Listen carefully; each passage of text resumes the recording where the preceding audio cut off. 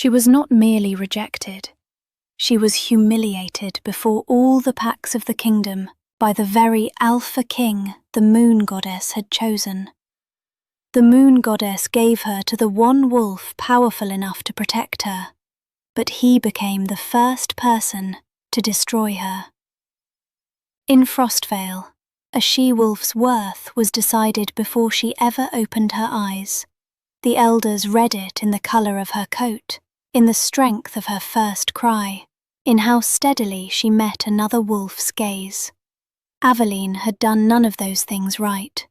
She had been born silent, born small, and born with eyes the colour of a bruised violet sky, a silver-violet ring that no elder in 3 generations had seen on a living wolf. The old stories called that mark a gift from the Moon Goddess herself, given only to wolves who would one day matter to the world. Frostvale called it something else, a warning, a flaw stitched into her by a careless moon. By the time Aveline was old enough to understand the whispers, she had already learned to keep her eyes down and her voice smaller than her shadow.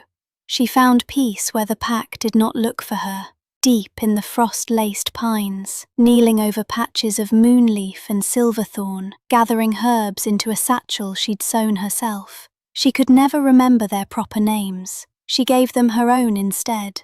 Heart Quiet, for the one that calmed a racing pulse. Liar's Bane, for the bitter root that made truth-telling easier.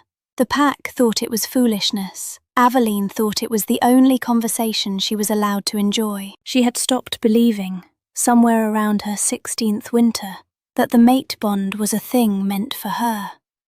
Fated mates were for wolves with clean bloodlines and steady eyes. She told herself she didn't mind.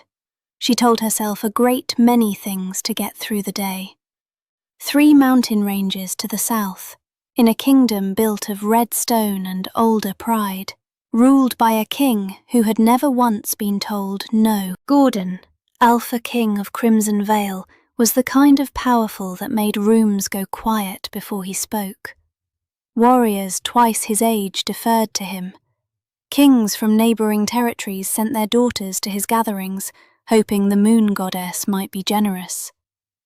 Gordon had buried 3 brothers and an army of doubters to take his crown, and in the doing, he had built one belief into the foundation of everything he was. A king's mate had to be flawless, or she would be a crack in the wall he'd spent his whole life reinforcing. He was preparing, this very season, to stand before his court and claim a Luna worthy of Crimson Vale's throne. He did not yet understand that destiny rarely asks permission. 3 days' ride north, past rivers that refused to freeze even in the cruelest winter, ruled a very different kind of king. Lucian of Silvermoon had inherited a throne built on iron and quietly remade it into something built on listening. He walked his own borders without guards. He had once spent an entire afternoon helping an Omega farmer repair a collapsed fence, rather than send a servant to do it, because, as he told his unsettled advisers, a king who cannot kneel in the mud has no right to sit on a throne. He judged wolves the way the old legends said the Moon Goddess judged them, not by blood, not by rank, but by the shape of their character when no one important was watching. Lucian did not yet have a mate. He had simply never met a wolf whose eyes told him the truth he was looking for. When the royal decree arrived in Frostvale, the Moonlight Gathering, hosted this season at the court of Crimson Vale, where every unmated wolf of standing shall present themselves before the bond magic of the Moon Goddess, Aveline's pack alpha did not ask whether she wished to go. He simply told her to be ready, his tone making it clear he hoped, quietly, that some other kingdom might finally take the cursed-eyed girl off his hands. She packed her satchel of mislabeled herbs out of habit more than needed, braided her hair with hands that wouldn't quite stop trembling, and travelled south alone, telling herself this was just one more gathering she would stand at the edge of, unseen. She had no way of knowing that 2 kings, one who believed perfection was destiny, and one who believed destiny didn't need to be perfect, were about to feel her heartbeat for the very first time. The gates of Crimson Vale rose before her, gold-lit and enormous, and Aveline stepped through them with her eyes on the ground, utterly unaware that her entire life was about to change. The moonlight ceremony at Crimson Vale was not a gathering, it was a performance. Crimson Vale's great courtyard had been dressed for royalty, torches burning blue-white in iron brackets, stone columns draped in silver cloth, the scent of crushed moon blossoms pressed into the very cobblestones so that every step a guest took released something sweet and ancient into the air. Wolves who had travelled days to be here wore their finest, silk-threaded cloaks, polished armour, jewellery shaped from moonstone and obsidian. The air hummed with the kind of nervous energy that only existed when powerful people wanted something they couldn't control. Aveline stood near the eastern archway in a dress the colour of winter fog. Plain wool, clean, but visibly simple beside the gowns surrounding her. She had noticed it the moment she stepped into the courtyard. The small pause in nearby conversation. The way one noblewoman's eyes travelled from Aveline's braid to her dress, to her face, and then simply moved on, dismissing her in the span of a breath. She reached into her satchel out of habit and touched a sprig of heart quiet. It didn't help. Her wolf was restless in a way she didn't recognise. Not fear, exactly. Something older than fear. Something that felt like waiting. She didn't understand it yet. Gordon entered the courtyard the way storms entered valleys, suddenly, completely, and with the understanding that everything would rearrange itself around him. He was taller than she'd imagined a king would be, dark-haired, dressed in deep crimson and black armour that bore his pack's wolf crest in hammered gold. The crowd parted without being asked. He moved through it slowly, acknowledging the right people, his expression composed in the particular way of men who had learned that showing too much made you vulnerable. Aveline watched him from her corner the way she watched most things, quietly, from a distance, expecting nothing. And then he turned. Their eyes met across the courtyard. The world ended, and then it rearranged itself. It hit her like stepping into a frozen river. The mate bond, sudden and absolute, pouring through every nerve she had. Her wolf surged forward so violently that Aveline grabbed the archway to keep herself upright. She felt it in her chest like a second heartbeat, felt it in her hands, her throat, the space behind her eyes. The bond sang between them, ancient and irrevocable, the moon goddess's own signature written into the marrow of her bones. Around them, the wolves nearest to them went still. They felt the edges of it, the crackling warmth that spilled out when a true mate bond ignited. Heads turned. Someone whispered, then someone else. The bond has been chosen. Aveline looked at Gordon, and for one unguarded second, she let herself feel it entirely. The belonging, the recognition.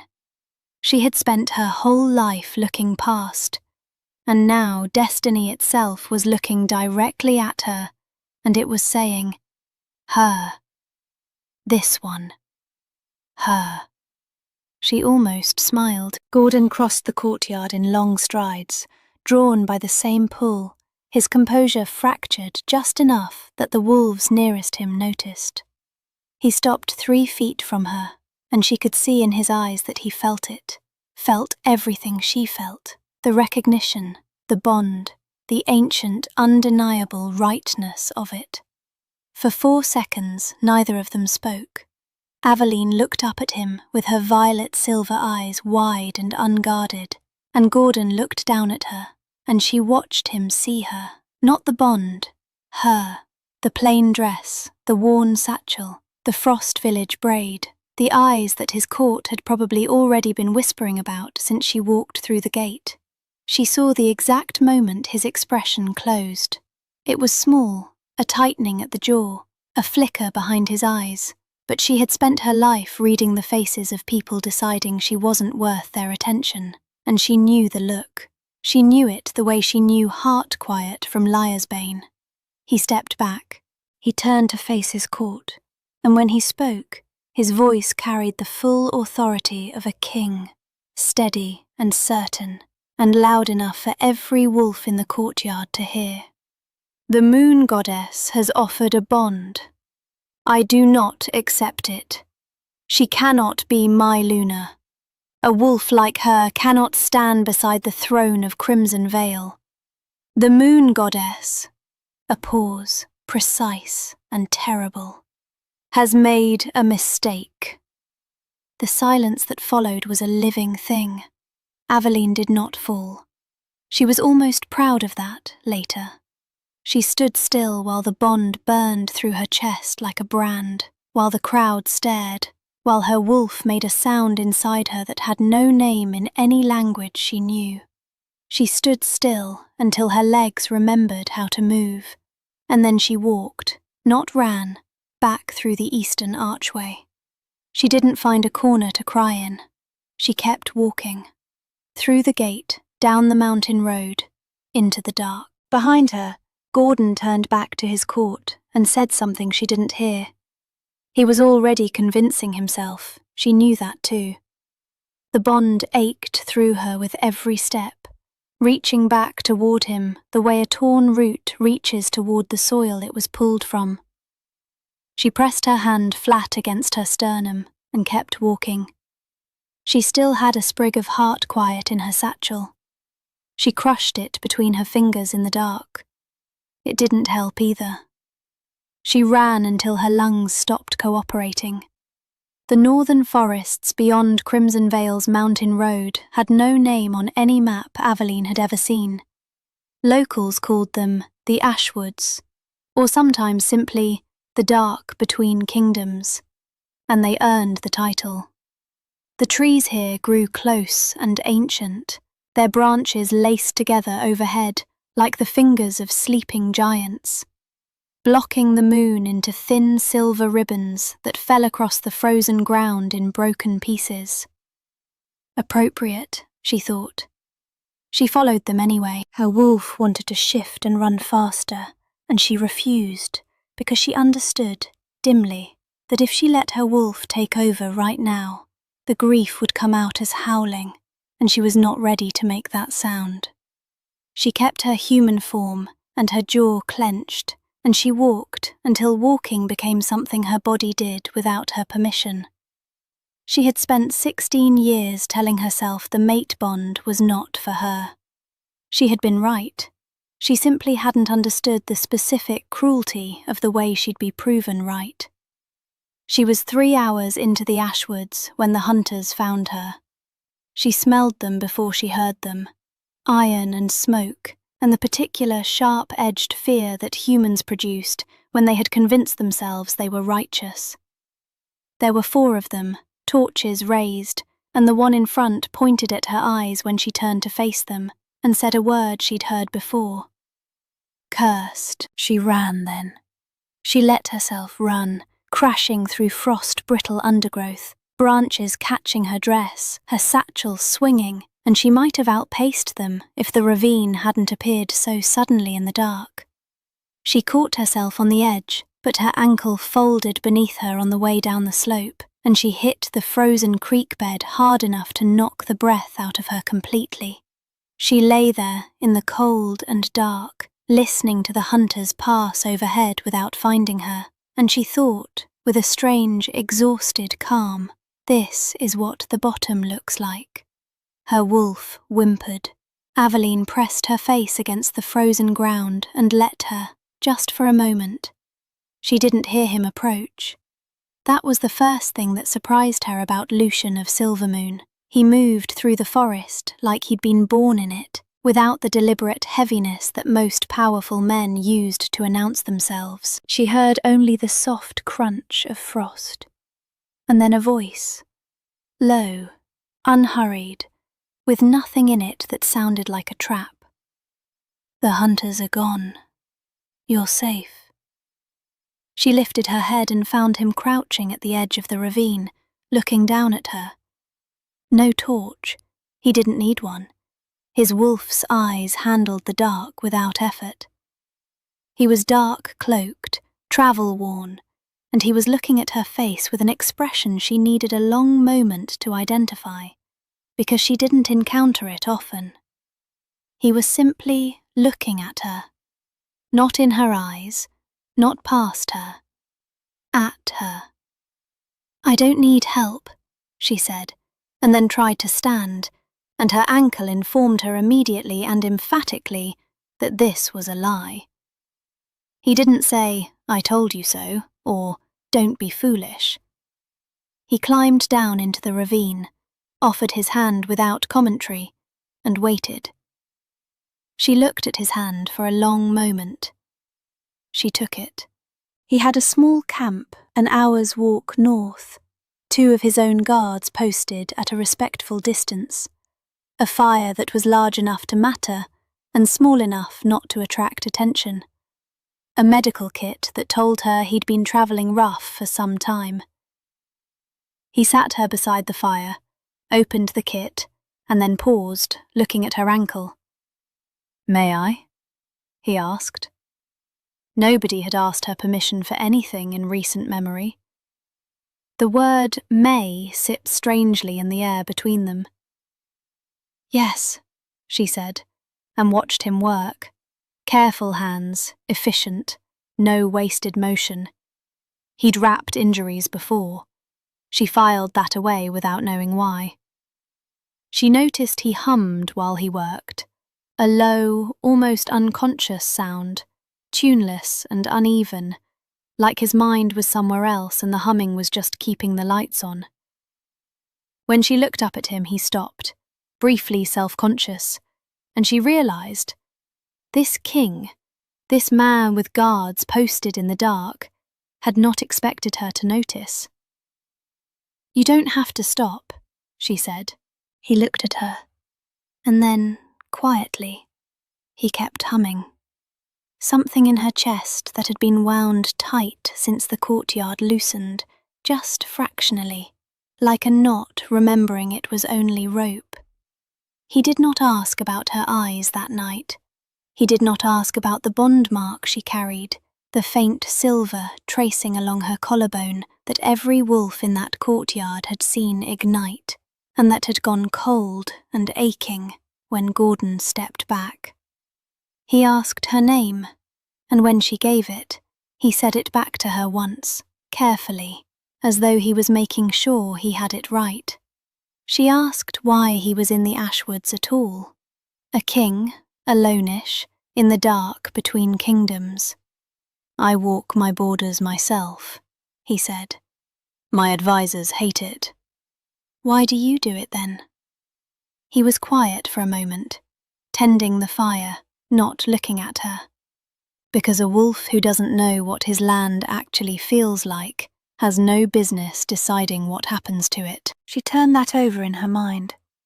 Then, quietly, despite everything, "That's a good answer." The corner of his mouth moved, not quite a smile, the suggestion of one. In the morning, he asked, with the same unhurried calm he seemed to apply to everything, whether she had somewhere to go. She thought about Frostvale. She thought about Crimson Vale's golden gates. She thought about the eastern archway and the sound of Gordon's voice and the way the bond had burned when she walked away from it. "No," she said. It was the truest thing she'd said in days. "Silvermoon has room," Lucian said. "Not as an author, precisely. More as information, delivered without pressure. Take it or leave it. You would be a guest, not a charity case. There's a difference, and I keep it." She studied his face for the kind of angle she was used to finding in people's generosity. She found none. That frightened her slightly more than finding it would have. "Why?" she asked. He looked at her directly. "Because the moon did not make a mistake choosing you." he said, and his voice was quiet but certain, the way the forest was quiet and certain. Wolves did, when they failed to see you. Aveline looked away before he could see what that sentence did to her face. She pulled her satchel into her lap and found a sprig of something she'd labelled Liar's Bane in her own handwriting, and held it and thought. "I need to know one thing," she said finally. "Ask it." "If I come to Silvermoon, do you want something from me?" Lucian picked up a stick and turned it in the fire, unhurried. "Yes," he said honestly. "Eventually, I'd like to know who you actually are. But that can wait until you're ready to tell me." She breathed in cold forest air and wood smoke. Her wolf, for the first time since the courtyard, settled. "All right," Aveline said. Silvermoon. She did not become powerful. She became visible. The power had always been there, waiting for someone to stop asking her to hide it. The first morning in Silvermoon, Aveline woke before dawn and spent 20 minutes convincing herself she was allowed to be there. The room they'd given her was simple by royal standards: stone walls, a wide window overlooking the training yard, a bed with enough blankets that she'd woken in the night confused by the warmth. No one had told her the room had belonged to Lucian's late mother. She would find that out 3 weeks later from a kitchen maid, and she would spend the rest of that day quietly undone by it. But that first morning, she simply sat on the edge of the bed, listened to the sounds of a kingdom waking up, and told herself, "One day, just get through one day." She got through it, and then the next one. Lucian did not immediately invite her to train. He gave her 2 weeks first, 2 weeks of meals in the great hall, of walking the grounds without being followed, of being introduced to people as a guest of the king, with no further explanation offered or expected. He seemed to understand, without being told, that she needed to learn the shape of a place before she could trust it. She used the time the way she always had, observing, cataloguing. She noticed that the palace guards nodded to the kitchen staff by name. She noticed that Lucian's war council included 2 Omegas, which was unheard of in any pack she'd ever encountered. She noticed that when a young stable hand knocked over a water trough near Lucian during morning rounds, Lucian had picked up the other end without comment and helped him right it. She noticed, too, that he still hummed when he thought no one was listening. She filed all of it away in the part of herself that had learned to understand people through small things, because small things were what the powerful forgot to control. The training invitation came on a Tuesday, slid under her door on a piece of parchment, in handwriting that was blunter than she'd expected from a king. Large letters, no flourishes, the kind of handwriting that got straight to the point and didn't apologize for it. Training yard. Dawn. Wear something you don't mind ruining. She stood in the training yard at dawn in borrowed sparring clothes, watching Lucian move through a warm-up sequence with 2 of his senior warriors, and understood immediately that she was going to embarrass herself. She was right. The first session was humbling in the particular way that only happens when your body doesn't yet know what your mind is asking of it. She overcommitted on her right side, telegraphed every strike, and went down 3 times in the first hour. Lucian watched her get up each time with the same expression. Not pity, not amusement. Assessment. After the 3rd fall, he said, "You lead with your shoulder before you move. Stop telling people what you're about to do." "I wasn't aware I was doing that," she said, breathing hard. "Most people aren't. That's why it works on them." He offered his hand. She took it. Again. The weeks became a rhythm. Dawn. Training. He was a patient teacher, in the way that genuinely capable people sometimes were. He never made her feel foolish for not knowing, only for not trying. He corrected her without apology and praised her without excess, and she found she trusted the praise precisely because it wasn't given freely. She improved faster than either of them had expected. Her instincts, once she stopped second-guessing them, were sharp, sharper than his senior warriors acknowledged comfortably, which she noticed and said nothing about. Mid-morning. Lessons. Combat strategy first, then territorial politics, then the older arts, reading bond signatures, understanding pack law, the histories of the great wolf kingdoms.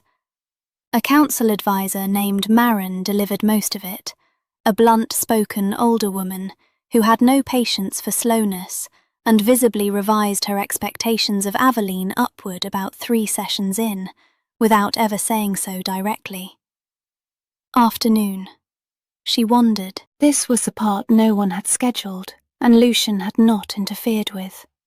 She found the Silvermoon herb gardens in her second week, and spent more time there than was probably dignified, kneeling in the dirt, renaming things. Marin caught her at it once and asked, with the tone of someone trying very hard not to be charmed, what she was doing. "This one," Aveline said, holding up a sprig of pale blue herb.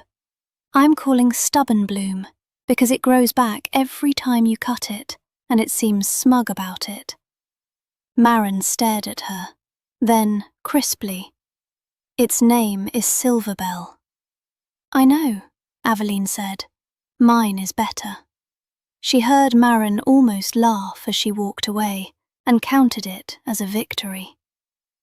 The first time Aveline protected Lucian, neither of them planned it. It was 6 weeks in, at a border meeting with a minor pack, whose alpha had arrived with an energy she'd catalogued immediately as wrong. Too steady, too rehearsed, the calm of a man performing calm rather than feeling it. She'd said nothing. She had no standing to say anything. When the alpha reached into his cloak during the handshake, Aveline was already moving. She stepped between them before her mind had fully processed the decision, her hand catching the alpha's wrist, not violently, just firmly, with the precise pressure that communicated, "I felt that," and held it there while Lucian's guards closed in. It was a concealed blade. Small. Enough.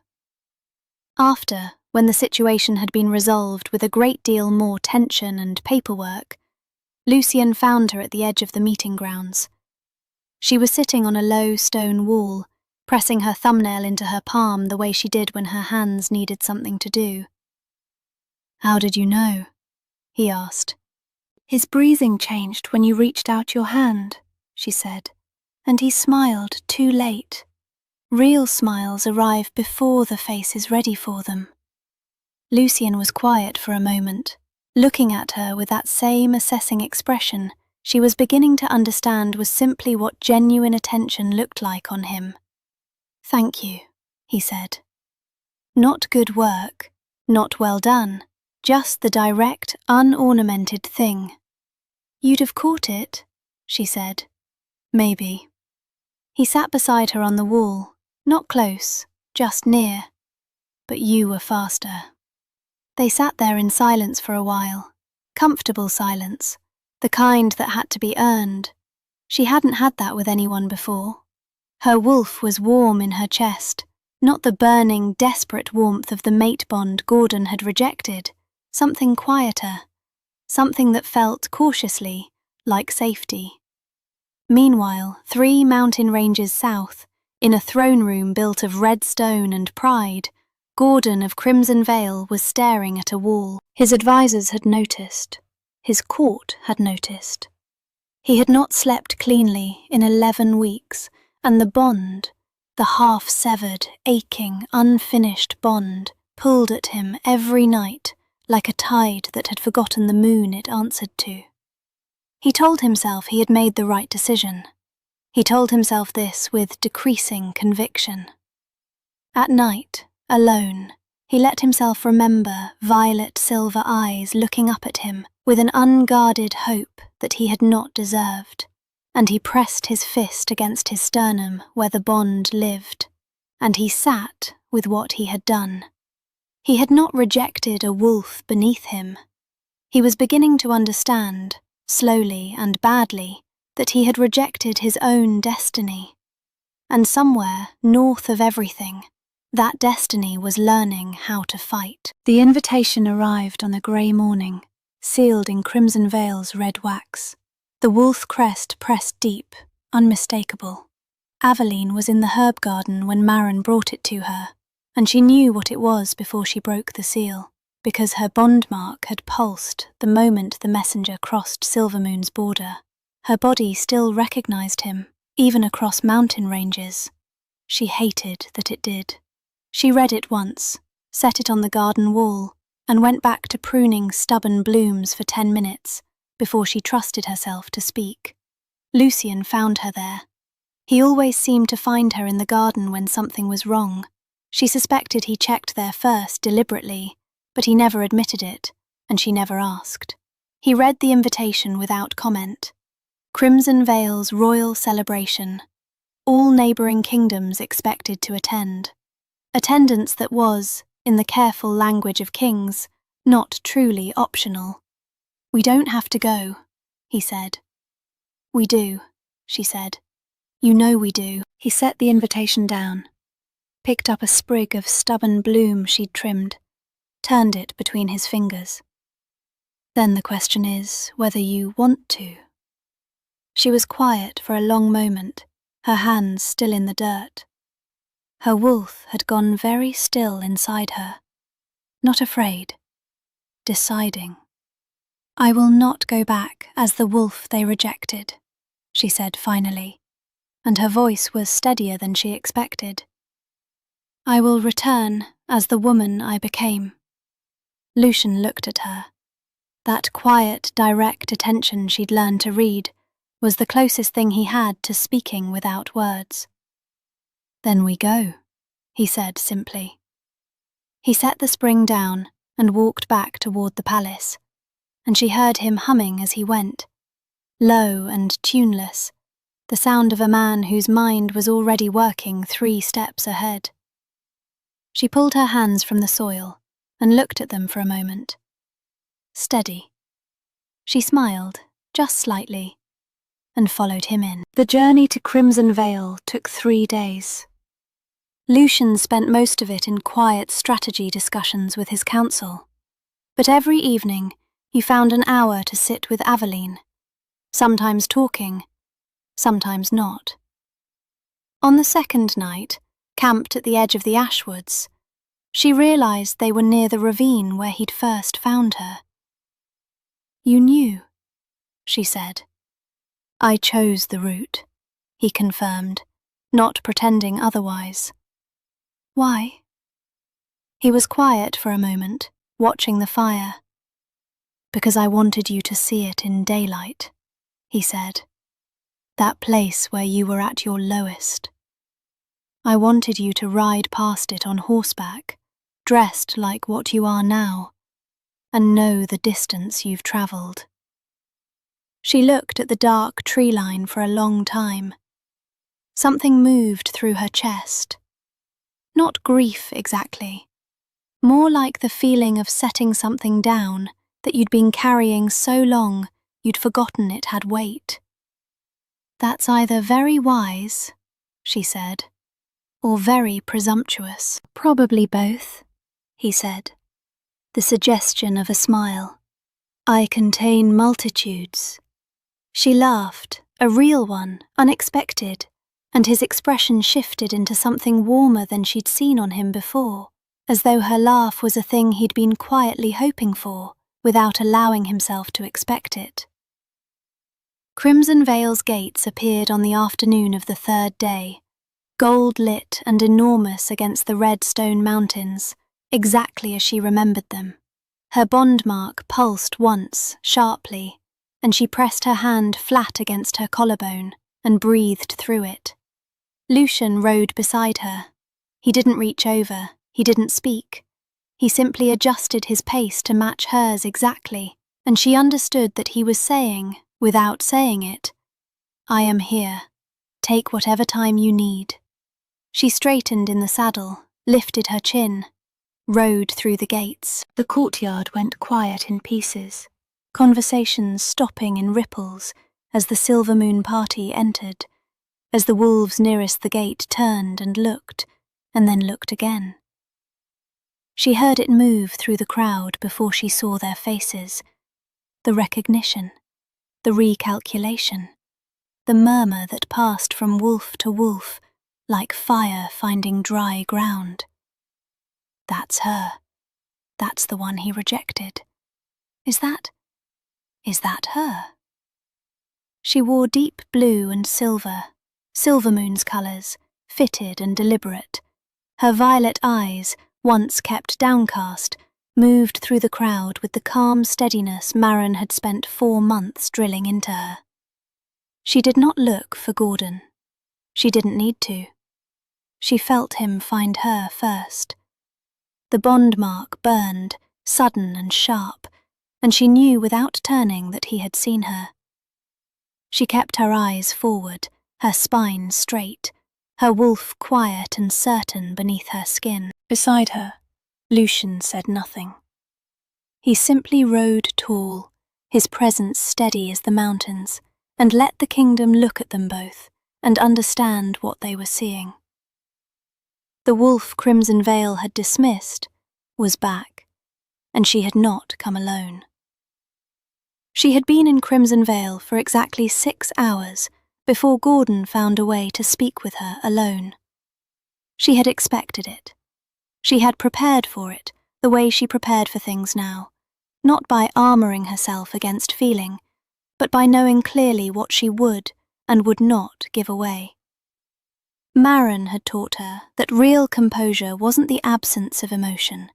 It was knowing which emotions belonged to you and which ones belonged to other people's expectations. He caught her in the corridor outside the Eastern Gallery, the same wing she had walked through the night of the moonlight ceremony, though it looked different now, or perhaps she simply saw it differently. He stepped out from an archway with the careful deliberateness of a man who had rehearsed this moment, and was already finding that reality was not cooperating with his script.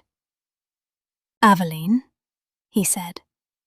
She stopped, turned, looked at him with the calm, level gaze that had taken months of Lucian's quiet patience to build in her, and said nothing. He looked worse than she'd expected. Not physically.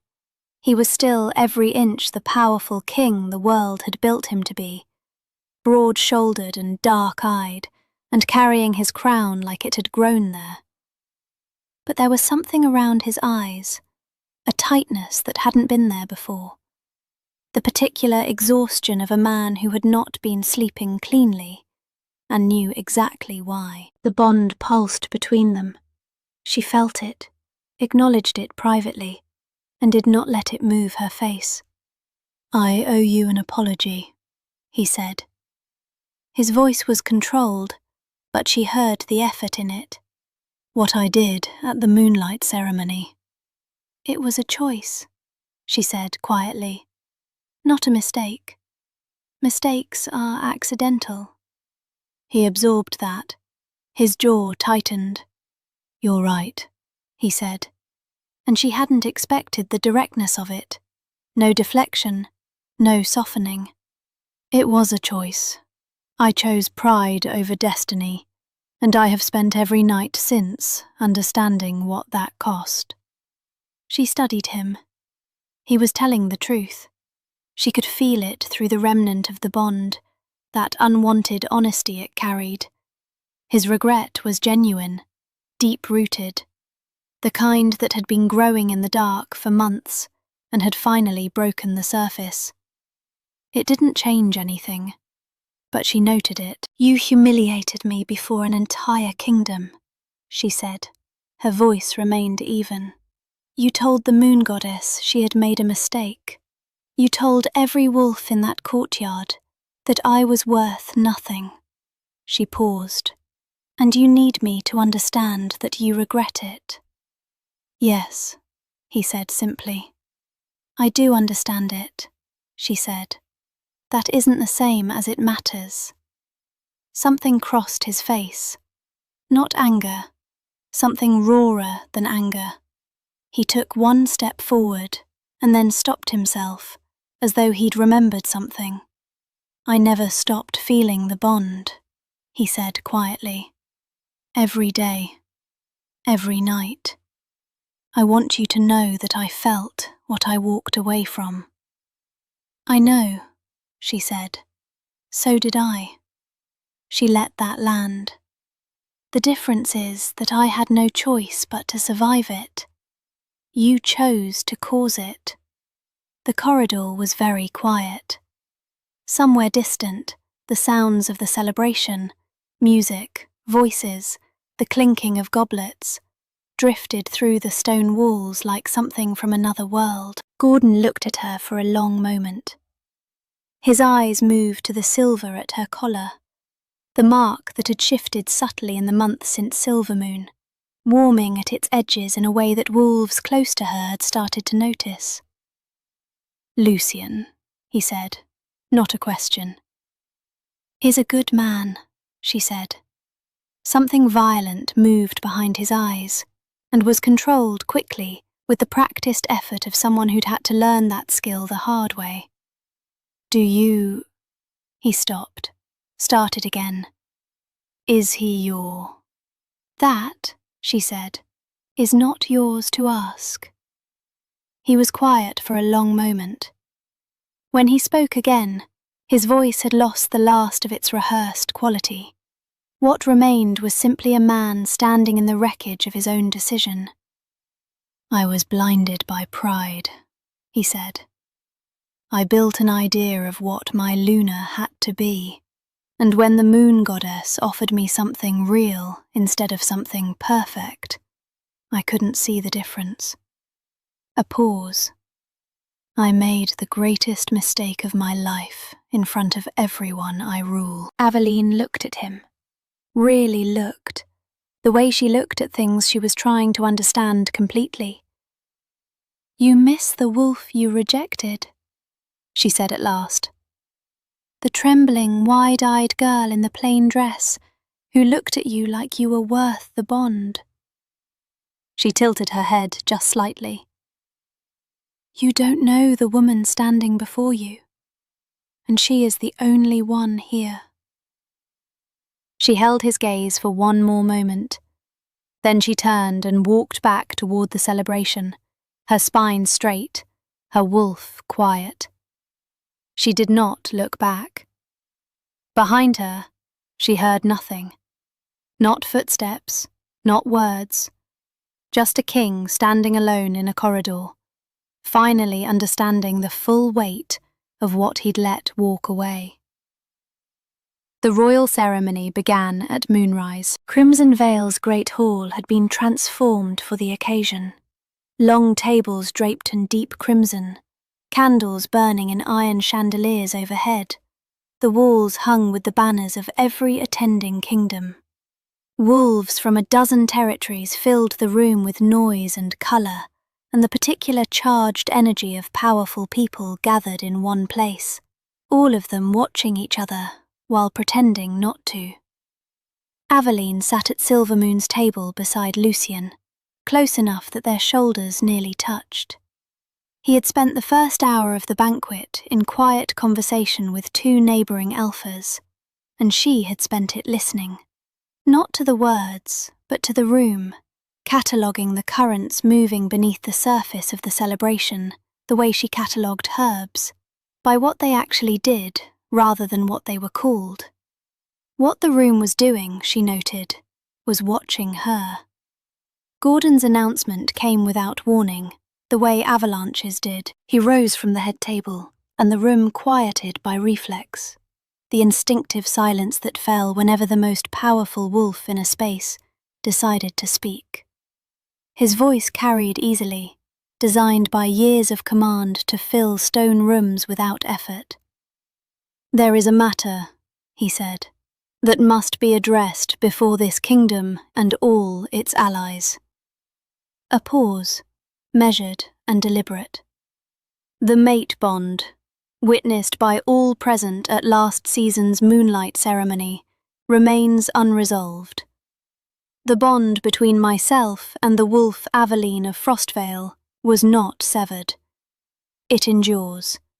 And as Alpha King of Crimson Vale, I am invoking ancient rights, the right of reclamation. The room went very still.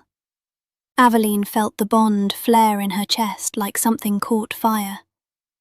Beside her, Lucien went completely motionless in the particular way she had come to recognize as his most dangerous stillness. Not anger, not reaction. Pure, cold attention. Every eye in the hall found her. She rose slowly, not because she had planned to, but because sitting while being spoken about felt like accepting a position she no longer held. She stood, and the room shifted. The murmur that moved through it told her they were seeing what she had hoped they would see when they looked at her. Not the girl from the gateway.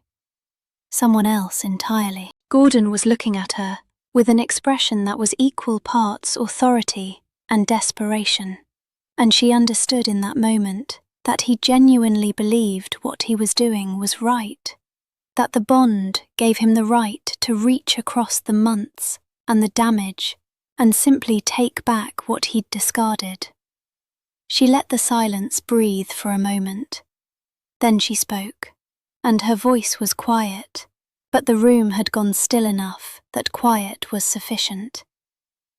"A bond without respect," she said, "is only a chain." The words landed simply, no performance in them, just the plainest truth she knew. "You invoked ancient rights," she continued, meeting Gordon's eyes across the hall.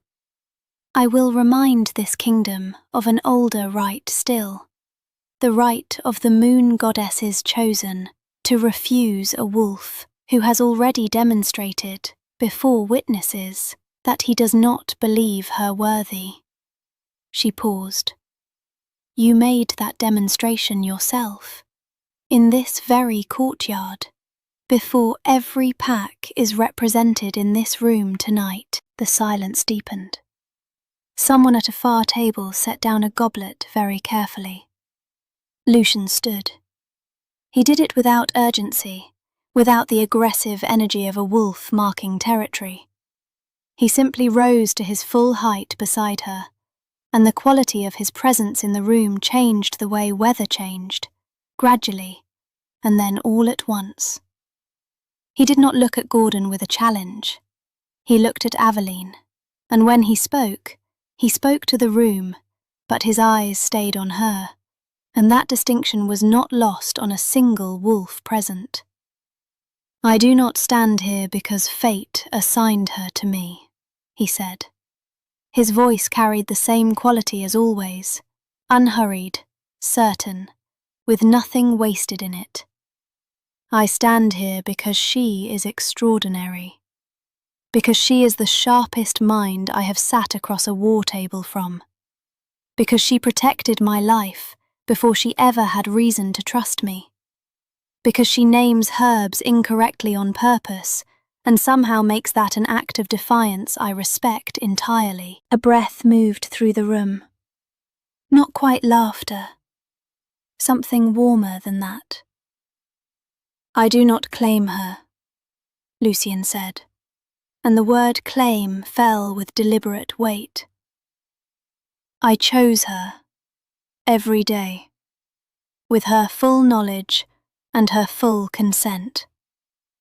He finally looked at Gordon, and his voice remained exactly the same temperature. "That is the difference between what you are offering and what she already has."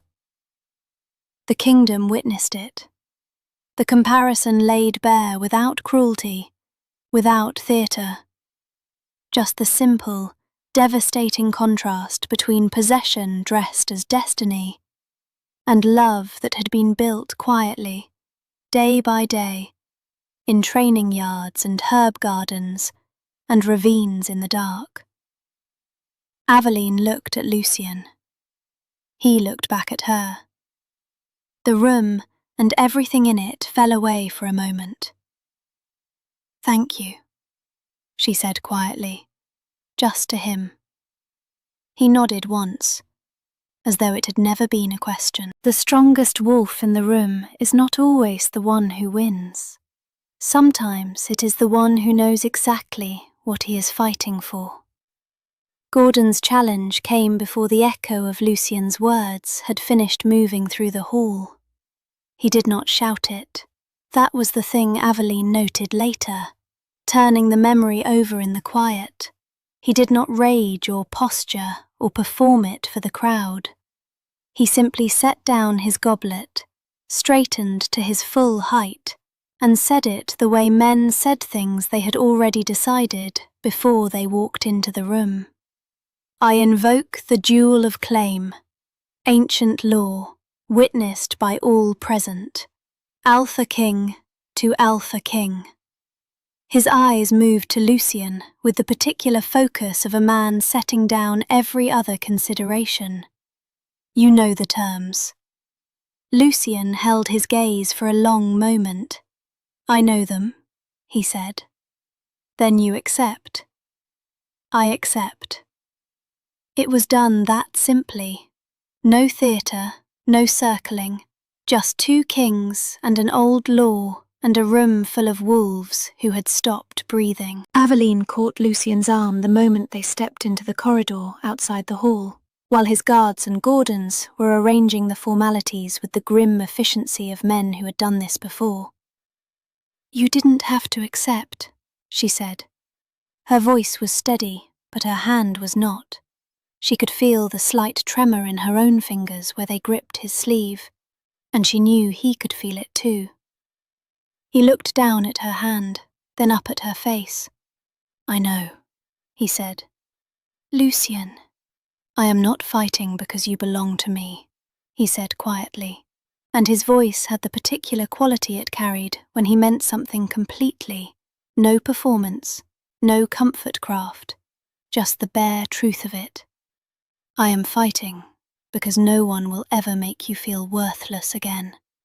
Not while I am standing." She looked at him for a long moment. Her wolf was very still inside her, the way it went still before something important, listening rather than reacting. "Come back," she said. It was not a request dressed as a statement. It was simply what was true, the suggestion of a smile. "I intend to," he said. He covered her hand with his briefly.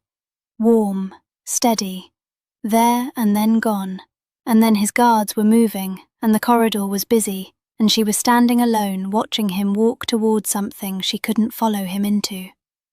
The dueling ground was the eastern courtyard, the same stone square where the moonlight ceremony had been held, where everything between them had begun and broken in the same breath. Aveline noted the location with a grim, private recognition. Crimson Vale, apparently, had a talent for using the same ground twice. The kingdom gathered in the cold night air, torches raised, the crowd pressing against the courtyard's low stone walls, 3 and 4 wolves deep. She stood at the front, without quite deciding to. People had simply moved aside to let her through, which was still something she was adjusting to. The two kings entered from opposite sides. Watching them together was a study in contrasts she would not forget. Gordon moved like a storm. Powerful, aggressive, all forward momentum and barely controlled force. He had removed his ceremonial armor for fighting leathers, and the sheer physical authority of him was undeniable. He was a wolf who had won by overwhelming things. It had worked, every time, until now. Lucian moved like water finding its level. Economical, unhurried. He had taught her himself, in the training yard. Don't spend energy announcing yourself. Spend it finishing things. They faced each other in the center of the courtyard. No words. The old laws didn't require them. The duel was not elegant. Real fights between alpha kings rarely were. Gordon came in hard and fast, leveraging his size and the desperate energy of a man fighting the accumulated weight of his own regret. He was powerful, and he was skilled, and for the first minutes he drove Lucian back steadily, and Aveline's hands found each other in front of her and held on. But she watched Lucian's face between the exchanges, and he was not afraid. He was reading. The way she read rooms, the way she'd learned from watching him do exactly this, patiently, over months of border meetings and council sessions and quiet evenings by the fire. Gordon was fighting his guilt. Lucian was fighting a man. The difference became visible slowly, then all at once. Gordon's strikes grew heavier rather than sharper, the pattern of someone spending more than he had, fueled by feeling rather than strategy. Lucian absorbed, redirected, waited with the patience of someone who understood that desperation always, eventually, overextended itself. When the opening came, he took it cleanly. No cruelty in it, just the precise, sufficient end of something. Gordon went down on one knee, breathing hard, one hand pressed to the courtyard stone. The crowd was silent. Then, in the stillness, something shifted in Gordon's face. The last defense of pride finally giving way to something underneath it. Something that had been there since a plain-dressed girl walked out of his eastern gate in tears. He looked up, not at Lucian, but past him, at Aveline. And she saw it, the full understanding, not of what he'd lost, of what he'd done. "I was never fighting for you," he said, and his voice was raw and quiet and meant only for the courtyard's silence. "I was fighting myself." His head dropped. "I'm sorry." Nobody moved. Nobody spoke. Lucian stepped back, gave him the dignity of the moment. Because that, Aveline thought, was the difference between them in a single gesture. The moon goddess may light the path, but only you can decide who walks beside you on it. The courtyard emptied slowly, the way places emptied after something real had happened in them, people leaving quietly, in ones and twos, as though noise would be inappropriate. The torches burned low. Somewhere inside the great hall, the celebration had resumed in a muted, recalibrated key, the way music resumed after a storm passed through a room. Aveline stayed. She watched Gordon's guards help him to his feet, watched him straighten with the careful dignity of a man reassembling himself piece by piece, and she waited until the courtyard had cleared enough that what passed between them next would belong only to them. He saw her waiting. Something moved through his expression. Relief, she thought, and shame, and the particular vulnerability of a person who has been completely seen and knows there is no position left to take. He crossed the courtyard and stopped a respectful distance away. He did not reach for the bond.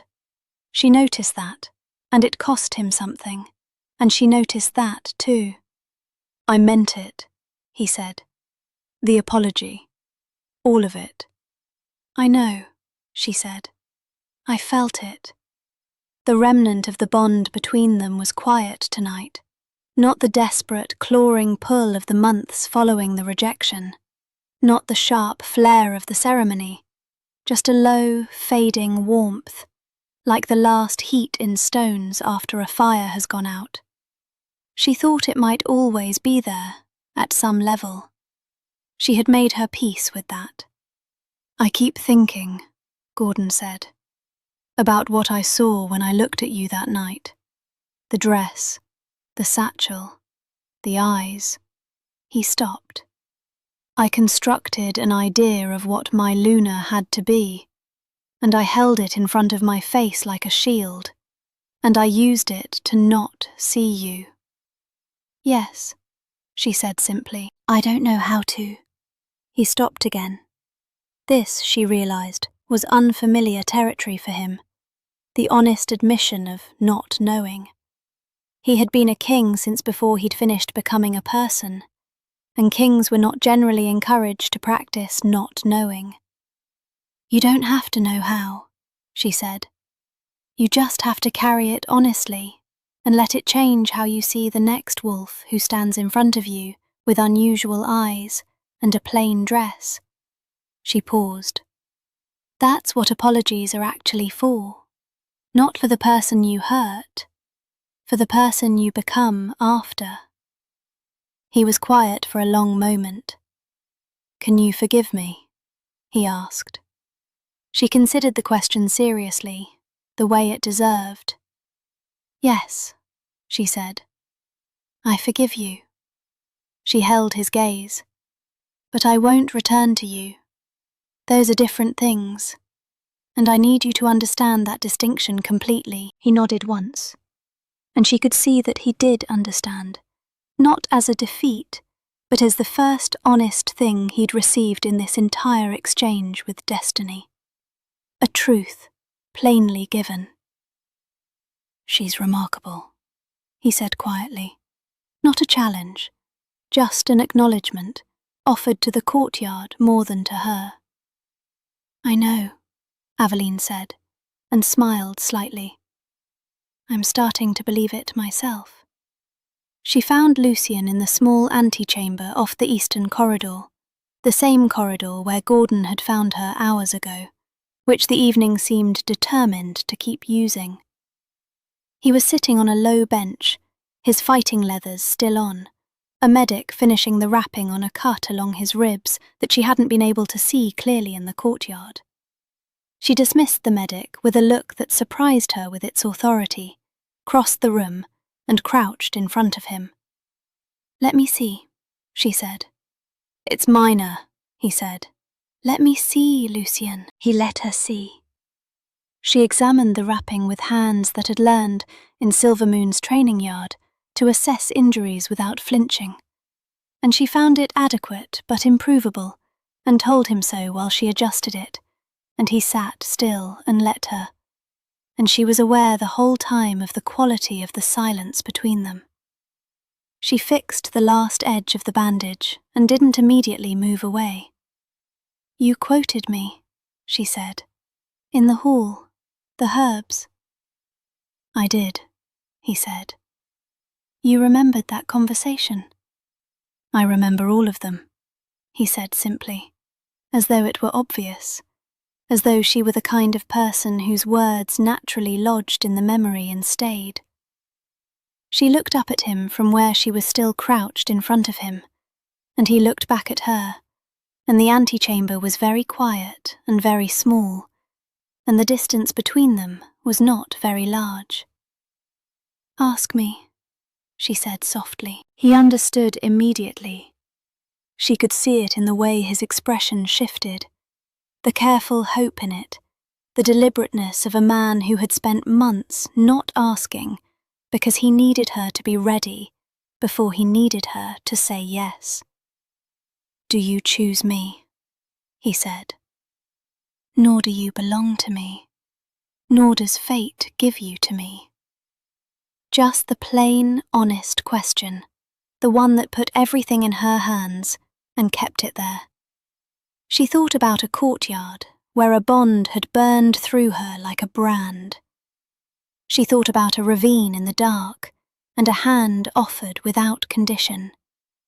She thought about dawn trainings and herb gardens, and a king who hummed tunelessly when he thought no one was listening, who had walked his own borders in the mud, who had remembered every conversation, who had waited, patiently, completely, without pressure, for her to become someone who could answer this question from a place of wholeness rather than need. She thought about stubborn bloom, growing back every time it was cut, relentlessly, almost smugly. "I choose you," she said, "not because the moon goddess pointed me here, because you are the first place I have ever felt like exactly enough." The smile that crossed his face then was not the suggestion of one. It was the real thing, unguarded, complete, the smile of a man who had stopped preparing for disappointment. He reached up and tucked a loose strand of her braid back from her face, his touch careful and certain all at once. Outside, the kingdom celebrated. Inside this small stone room, two wolves who had found each other in the dark sat quietly in the truth of what they'd built, and it was enough. It was, in fact, everything. And the moon goddess, if she was watching, and she always was, did not correct them. She simply let the bond between them warm, silver and steady, like a light that had finally found its window. The wolf the kingdom rejected became the woman two kingdoms respected. The king who chose pride lost his destiny. The king who chose patience earned something better than fate. He earned her choice. And in the northern ridges, where omegas were once assigned like livestock and bonds were worn like chains, a silver-eyed woman stood beside a king who had never once asked her to be less than she was. And the world, slowly, began to look different.